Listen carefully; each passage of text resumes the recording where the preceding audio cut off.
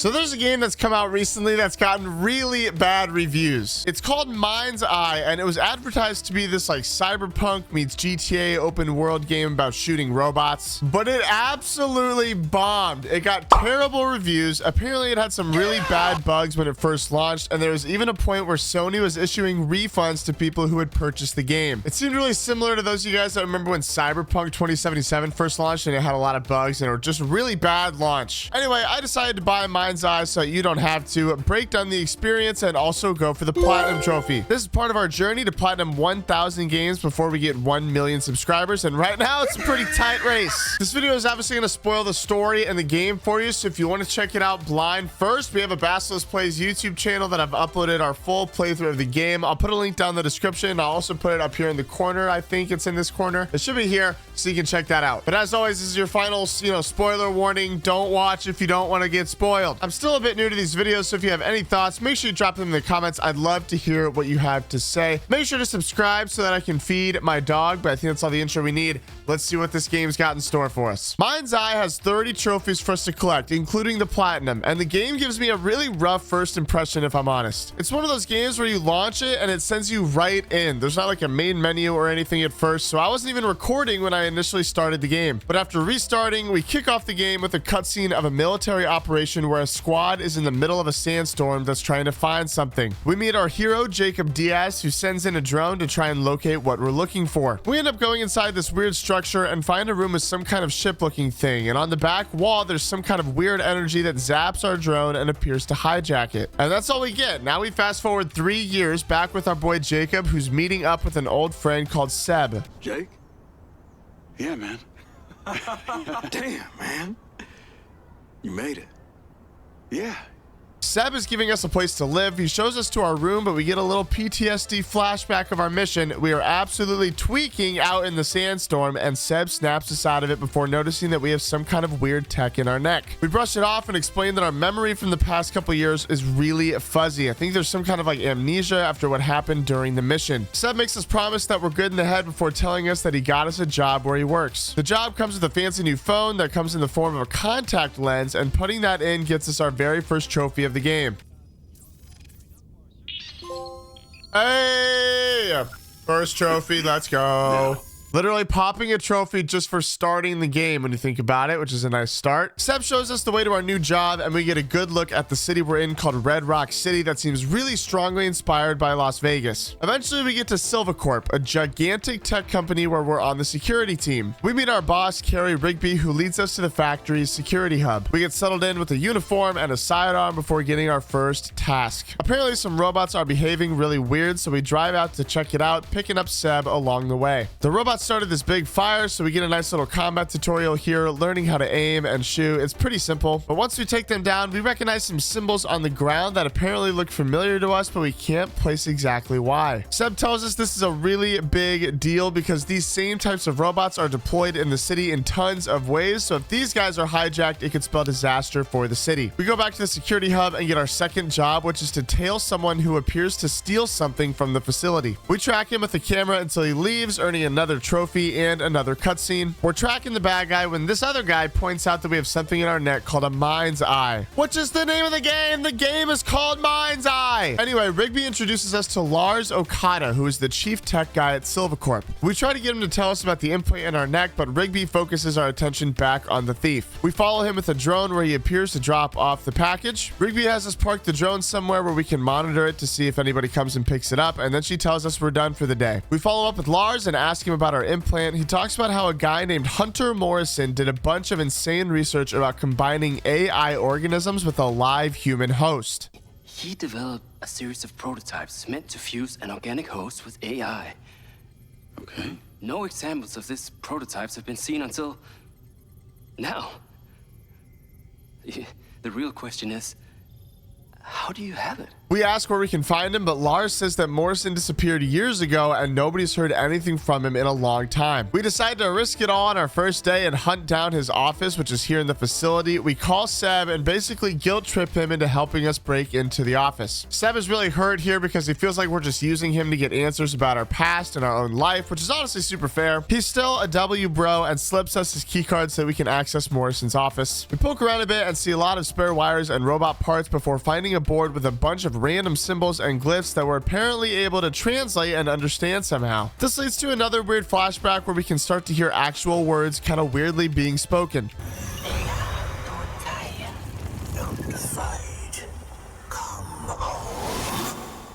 Super creepy. We wake up on the floor of the office and see this weird looking portal that we're able to actually enter and get another flashback scene. It appears to be some kind of hostage situation that Jacob did during his time in the military. We hunt down all of the bad guys before locating and rescuing the hostage, no problem. After this, Rigby has news for us. She says a group of mercenaries have showed up looking for the package, and Rigby wants us to drive our new Silva commissioned car out to the site and stop the homies. Again, this is pretty straightforward. The nice thing about this game is that we don't really have to worry much about the trophy list. I didn't look at the guide beforehand like always because I like to go into these games completely blind, but a lot of the trophies that we're going to get are either story related for completing different missions or they're combat related for getting kills or like specific types of kills. Anyway, we eventually push through and locate the drone that he stole, but it's destroyed. We find our way back down before Rigby and everybody else shows up as our backup. They are definitely too late though, and we already murked all the bad guys. We seem pretty on edge because of it, so Rigby takes our gun from us and tells us to go home and get some sleep. When we do get home, Seb is there waiting for us, and we have a good conversation where we tell him that we're seeing some weird stuff when we're glitching out. We laugh over how chaotic the day was, and then we call it a night. We wake up the next morning to Rigby at our front door ordering us to come with her, and she has us drive her to Silvacorp. Apparently they tracked down the original thief who stole the package, and we're gonna go in and question him. Not only that, Rigby wants us specifically to interrogate him to see if we can make him tell us who hired him. The strategy works pretty well. This guy called Matt starts freaking out and whispering that they have eyes everywhere and that they'll find out if he snitches. He does finally give us the info we're looking for and confesses to putting a transmitter in his locker that lets some hackers get into the Silvacorp network. The guy leads us to his locker but notices the Mindseye implant in our neck and starts absolutely freaking out. He tells us there's another bad guy that he worked with the same implant, and now he's convinced that we're one of the bad guys.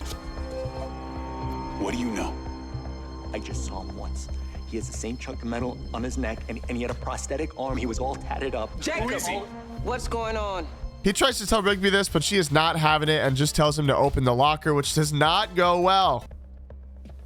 Something like he's gonna like explode. I knew it, bro. I knew it.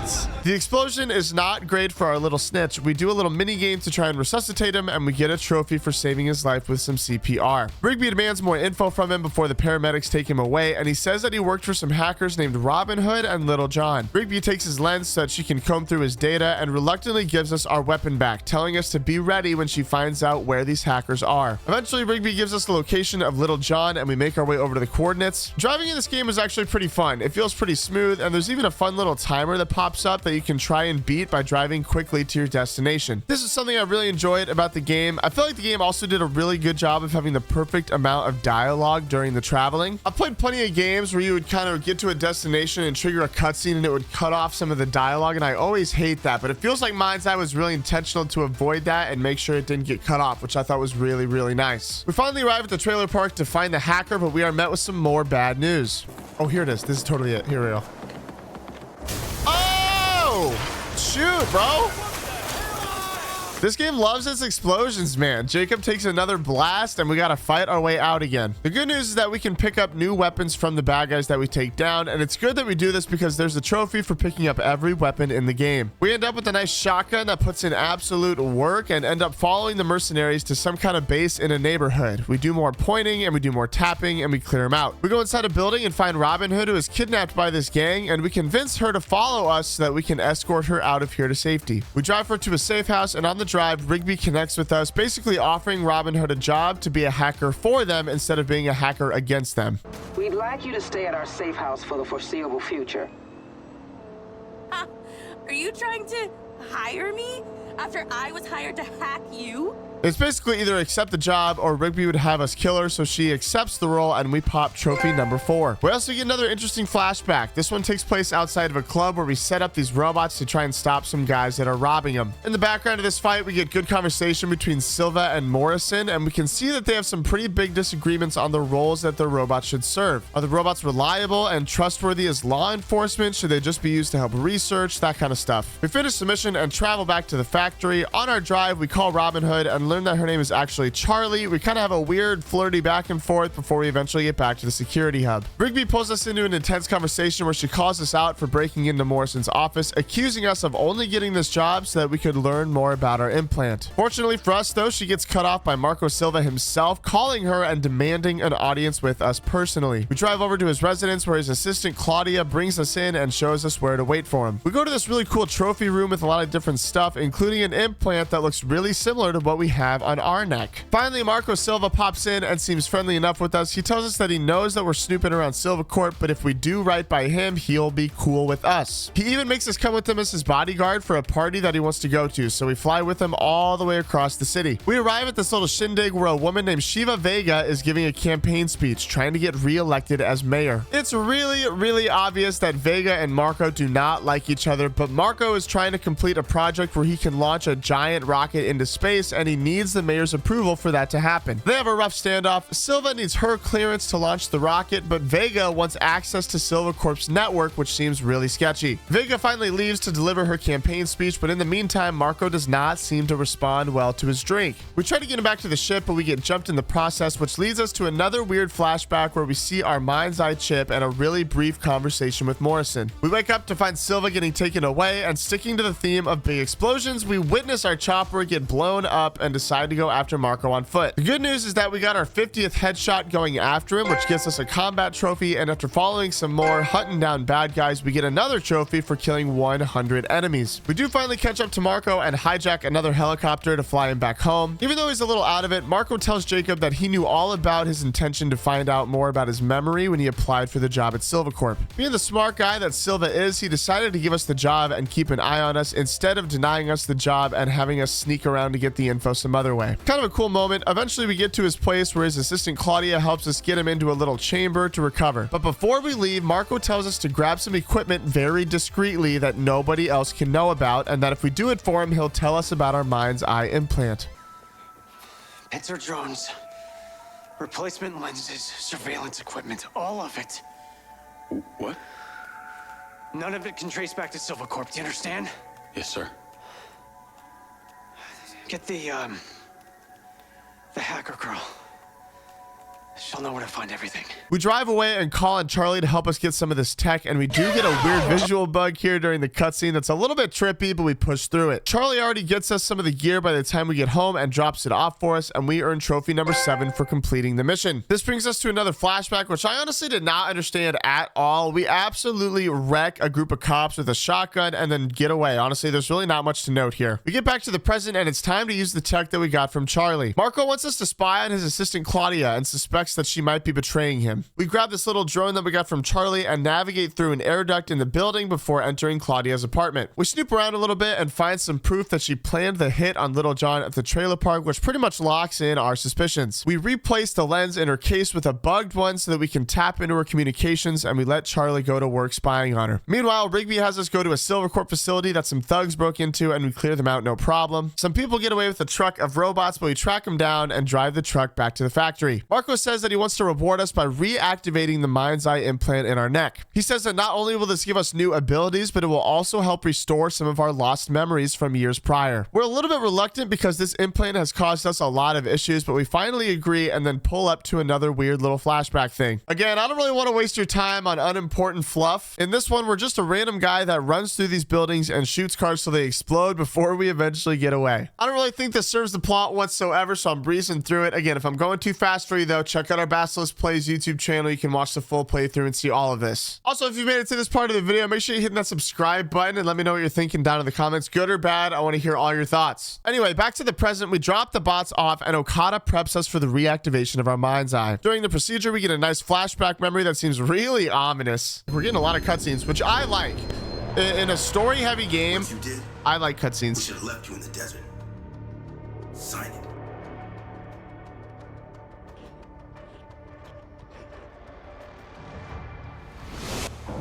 the like dishonorable discharge or something, do we think? Otherwise, the procedure goes well and we get a nice new little drone buddy that's linked to our implant so we can control it to do all sorts of fun stuff. Making a little friend here gets us a new trophy, which is colossal as always, and Lars sends us out to a site of defective robots where we're going to test out our new combat drone. Similar to the beginning of the game, these bots are just not functioning properly, and we get a tutorial on how to use our drone to stun them and incapacitate them. In classic Mindseye fashion, we get another flashback scene. This one seems to be Morrison testing out a combat drone by racing through this little obstacle course. The course is pretty fun, but again, doesn't really serve the story, and none of these flashbacks have anything to do with the trophies, so we kind of just breeze through these. Back at Silvercorp now, one of the security guards from Mayor Vega's campaign is pressuring Rigby about how defective the bots are becoming. Jacob thinks that this guy looks familiar, but the whole encounter is just kind of weird. This Travis guy seems like bad news, and Rigby shows him the door pretty quickly after he comes in. After that, we get a call from Charlie, and she tells us that she did some digging and found an old hotel that Morrison's been secretly paying for ever since he went missing, and she thinks it could be where he's hiding out if he's still alive. We break into the penthouse, but apparently the bad guys got the same information, so it turns into another shootout. Obviously, we win the fight because I'm the best, and even though we don't find Morrison, we're able to crack into a safe that we find behind this painting.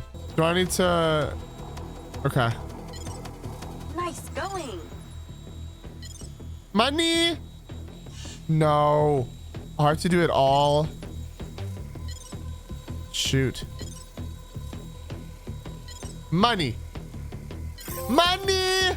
Robin of Lock Keys, baby. Let's go. Unlocking it gives us our 9th trophy of the game, and we find some random legal paperwork that doesn't seem that important. We make it back home and bump into Seb again, who seems a little apprehensive about us reactivating our implant and getting all this new tech. He's worried about us and thinks that we're getting in over our heads, and then he just flakes on us. I don't know if we ever sleep in this game, but we got to keep going because Charlie caught some chatter from Claudia's bugged lens, and we got to get to her place ASAP. We end up tailing her car to a parking garage, and it turns out Claudia knew all along that we bugged her and she led us into a trap. Unfortunately for her, I'm the greatest to ever play this game, so we do some pointing and some tapping and we blast our way through all the baddies. We finally get out and try to catch up to Claudia, but she gets away in a helicopter with a bunch of Marco Silva's personal data. Obviously, he does not take this too well, and it's just tough for the kid. The good news is that Charlie looked through the legal documents that we sent over from Morrison's hotel room, and it turns out that they're property papers that secure a deed for a place way out in the desert at an abandoned mine. We make our way out there, and it's definitely not abandoned. There are a bunch of bots that we got to shoot through before we find this big door with more weird symbols that we've seen earlier. It triggers another flashback for us where we get a bit more insight into what happened after our drone got hacked. After our drone got possessed, it comes out and starts blasting our own squad, gunning them down, which obviously looks really bad for us. We come to in the present, hooked up to a machine with the legend himself nursing us back to health.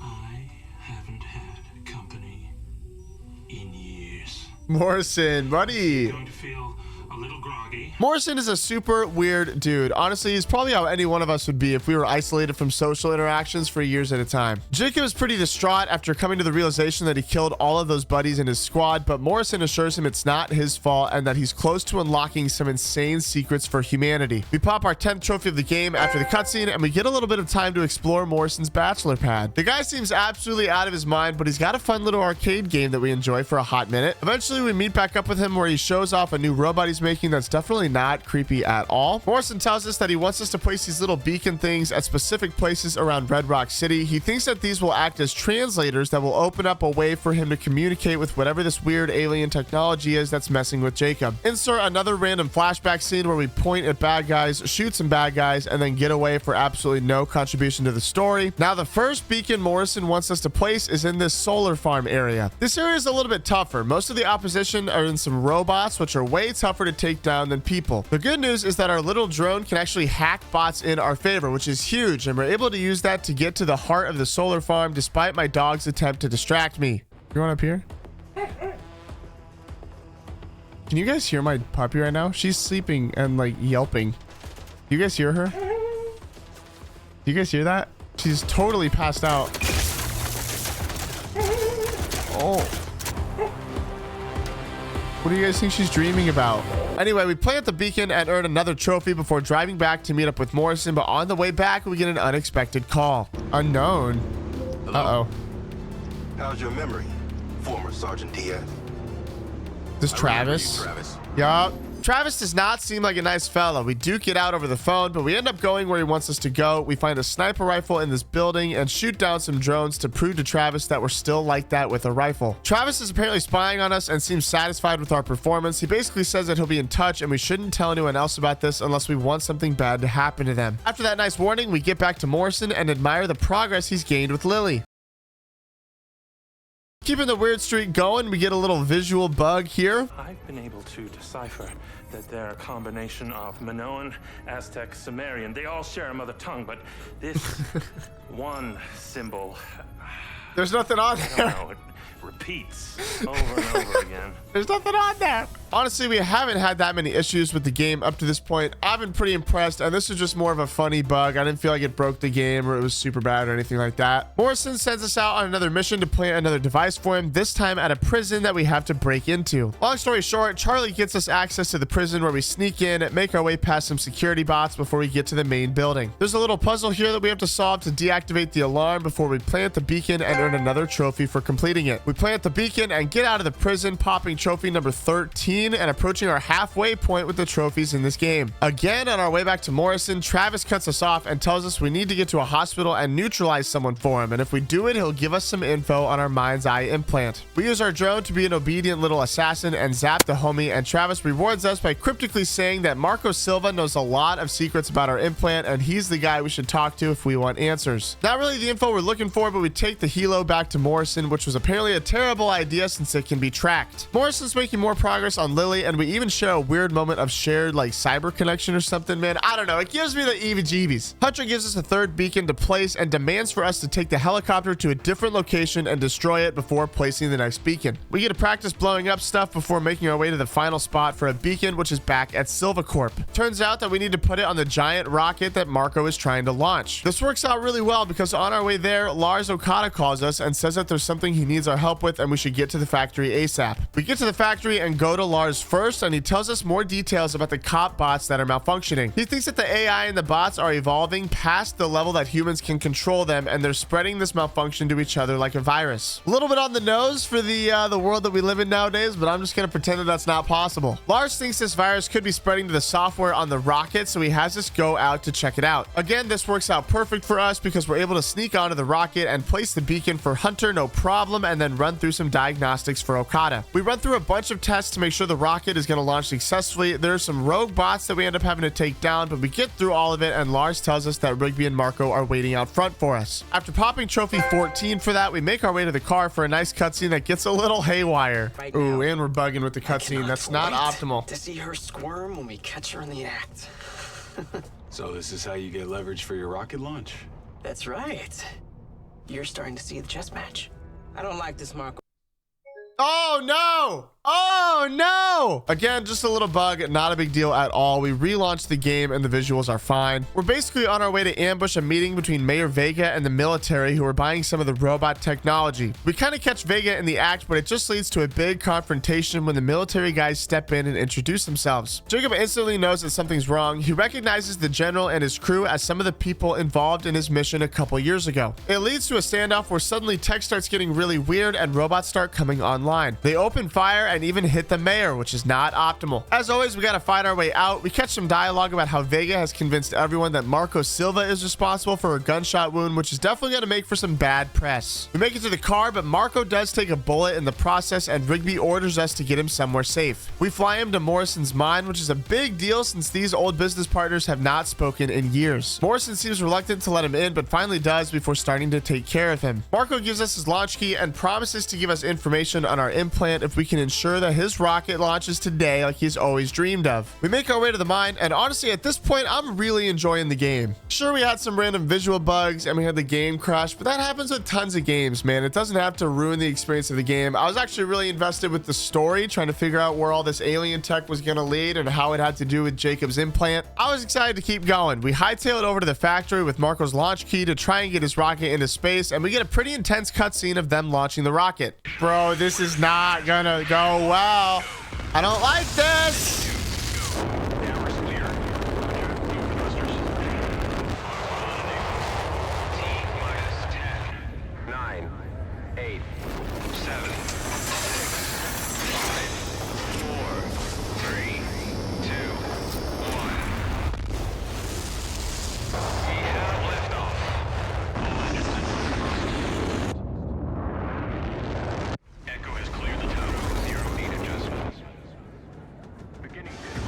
Oh, dude, it's totally gonna get like...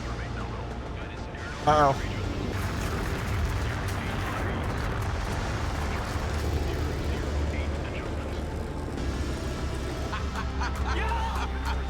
I don't like this, dude. I don't like this.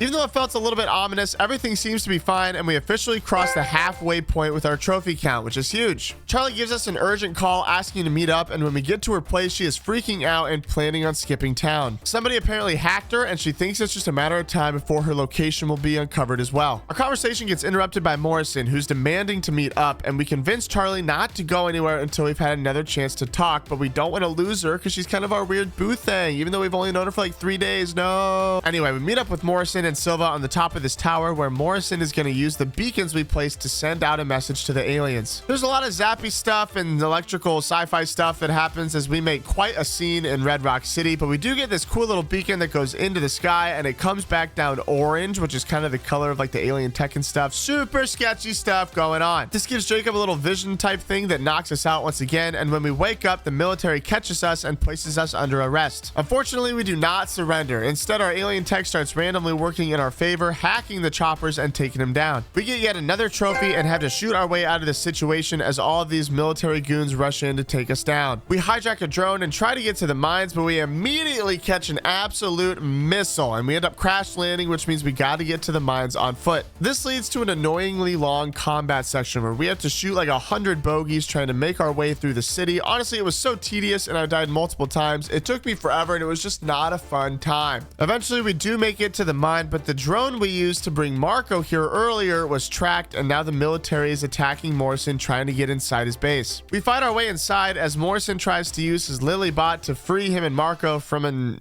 interesting situation, but instead it looks like Lily gets taken over by the alien tech and gets used as a battering ram to try and get to our boys. We take down the bot to free the gentleman, and they start going to work looking at the alien technology that's taking everything over. They see that it's a virus that comes from some alien civilization, and they have to completely take down the entire system to eliminate the threat. Marco is really against this because it's his life's work, but we eventually convince him to give us access and pop our 17th trophy of the game. Literally right after this, we get trophy 18 for killing 50 stunned enemies, which is big. And now it's time to escort Morrison to the factory. This was kind of the point that I was getting annoyed at how many times we were driving back and forth, especially to and from the factory, bro. There's no fast travel in the game, but it tries to be an open world. So every time we travel, it takes like 5 to 10 minutes. I'm cutting it out, obviously, so that this video is not boring for you, but this was definitely a point where the frustration was starting to push me over the edge a little bit. Another gripe I had with this game is that it felt like it didn't know when to be serious or when to be funny. The overall game feels pretty serious with the stakes and the characters,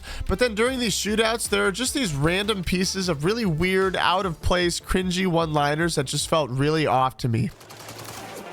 Yeah.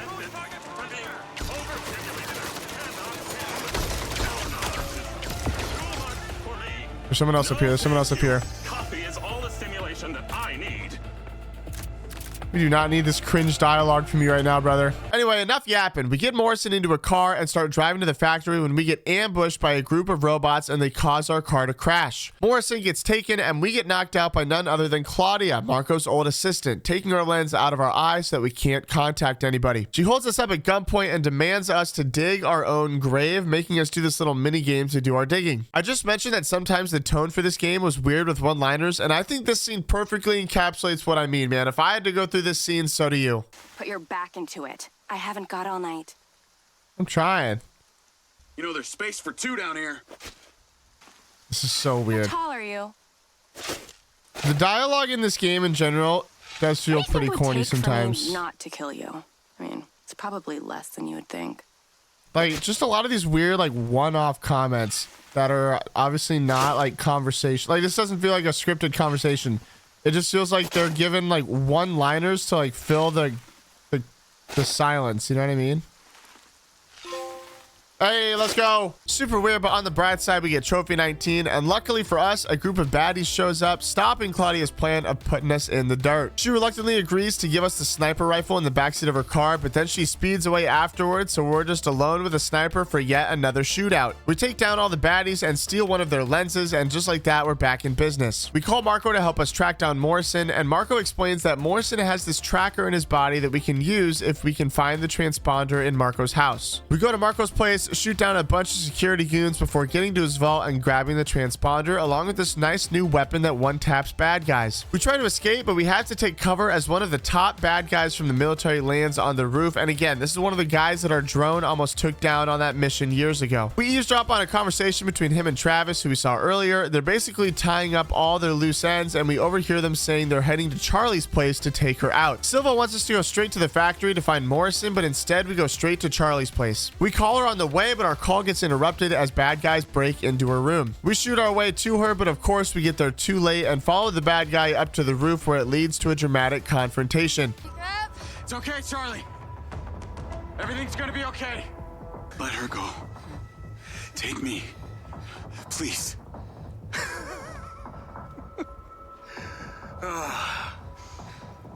Payback, some bitch. Oh!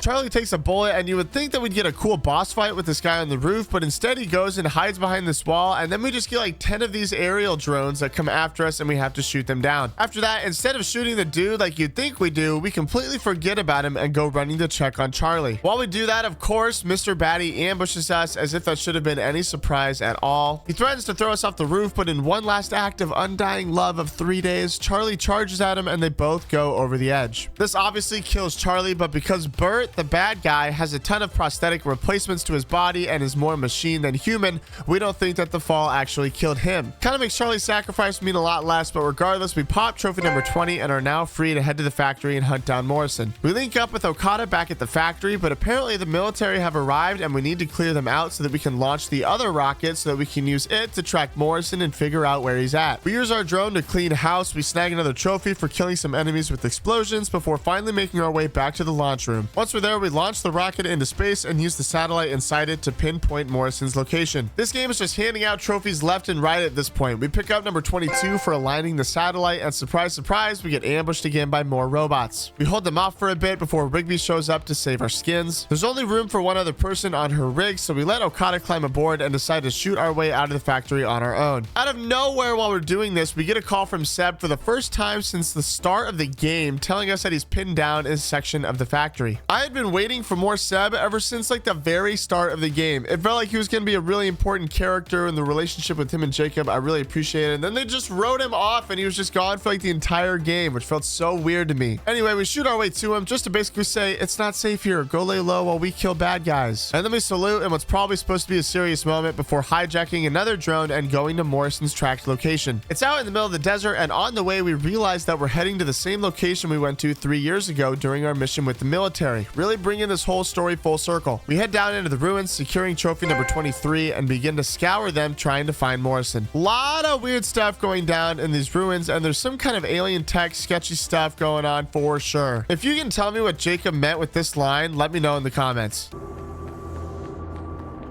Is that a man? It's not to scale. Who was he? What do you mean it's not to scale? What does that even mean? Dude, our leg is twitching. Is that a man? It's not to scale? Like, no duh. Like, is that what?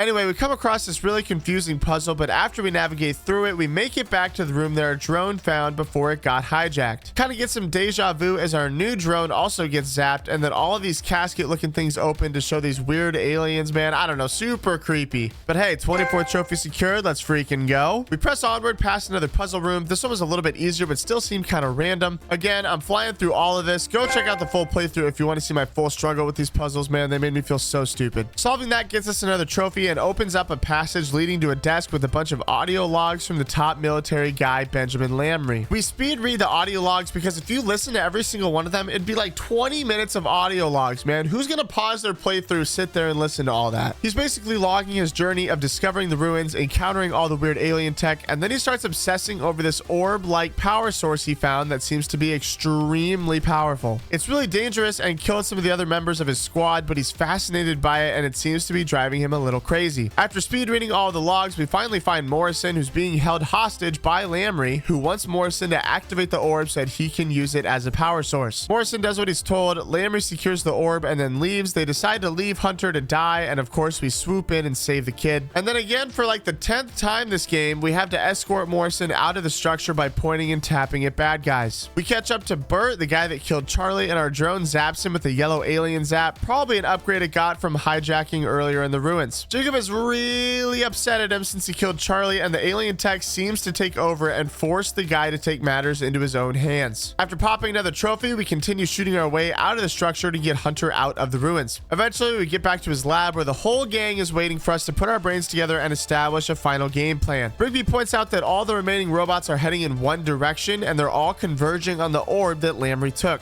We decide that we got to go back in there and get the orb back from the bad guys. Rigby gets in on the action this time. She's our partner in crime for what feels like the end game, and again, to play to my annoyance, we fly all the way back to the exact same spot we just left, bro. Like, come on, let me fast travel or something. Don't make me drive all the way to Morrison's lab just to fly all the way back. Come on, bro. Anyway, we do a lot of running and gunning with Rigby to make it through the ruins just like before. Like, seriously, a lot of running and gunning. At one point, we encounter this really cool looking weapon that seems to use some kind of alien tech, and this gun was super fun to use.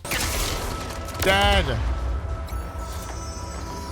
Yay, it's like the ray gun. Eventually, we find out that Lamry has an entire army of bots down here, and they're all getting activated by the orb, so we gotta get going before it's too late. After grabbing the magic weapon like 10 minutes ago, the game finally decides to pop the trophy for us of finding all of the weapons in the game, which I thought was kind of interesting. But still, it leaves us really, really close to the platinum, which we love to see. Not to beat a dead horse here, but after another hour of shooting bad guys so that we can push forward, so that we can shoot more bad guys, so that we can push forward, we finally catch up to the baddies and confront Lamry.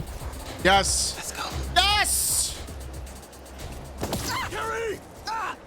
Oh no. Oh no. We need a big like energy burst right now. Don't worry about her. We are their future. They are returning. Join me, and we can create a new civilization in their image. Special delivery for Diaz. Oh, funny. All the way from Scotland. Money. You're no kin.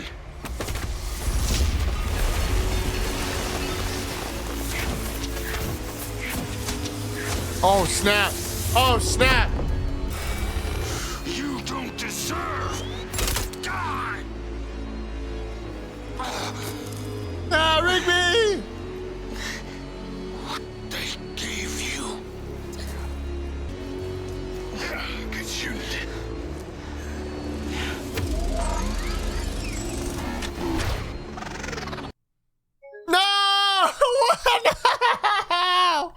No! Unfortunately, our game crashed during what felt like the final cutscene of the game, but we reload the game and see that the robots are taking the orb and escaping. This point definitely made me feel like the game kept extending the goalpost and pushing back the ending. I was just ready to be done at this point. The bots seem to be working together to protect their orb, their power source, so we hustle after them, gun some of them down before they seem to activate the orb and turn it into a portal. It seems like the robots are trying to bring an entire host of other bots to us, which would be really, really bad news bears, so we decide to make the ultimate sacrifice. Since we're linked to the technology from our Mindseye, we're able to push to the portal and stop the mass transport from happening, triggering the end of the game. I see it now. I know what I have to do. We gotta get in there, brother. Get involved. Nobody else is dying for me.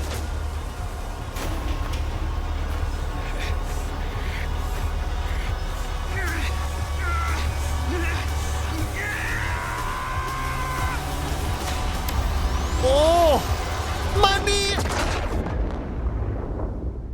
Trophy number 28 secured, and we get a little post-credit scene of Rigby finding our drone before an alien bot seems to come online, giving us a nice little cliffhanger for a Mindseye 2 perhaps. But we've officially completed the game, which is awesome. We unlock free roam and we can go back and do other missions if we want. It feels like this game couldn't decide if it wanted to be open world or not. Red Rock City is a big place, but it feels completely lifeless. There aren't any optional things to do like there are in other open world games. It's just a big area with no real depth that just makes you drive through through it to get to like 5 main buildings the entire game, which was kind of a turn off for me. But we're only missing 1 trophy before securing the platinum. We need to go back to the drone mission where we snuck into Claudia's apartment, and we need to navigate all the way through the vents without taking any damage from the winds that come through the ventilation system. Once we do that, we'll secure every trophy for this game.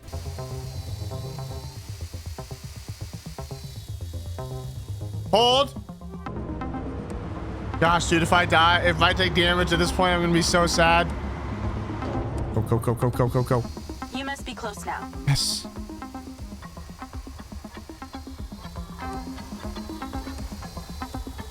Hold. Hold. Look for a vent in. Below you. Below me. Oh, it's right here. Although I probably shouldn't have to remind a Spec Ops recon scout, that drone only has so much battery. Try not to leave it dead in her living room. Hold.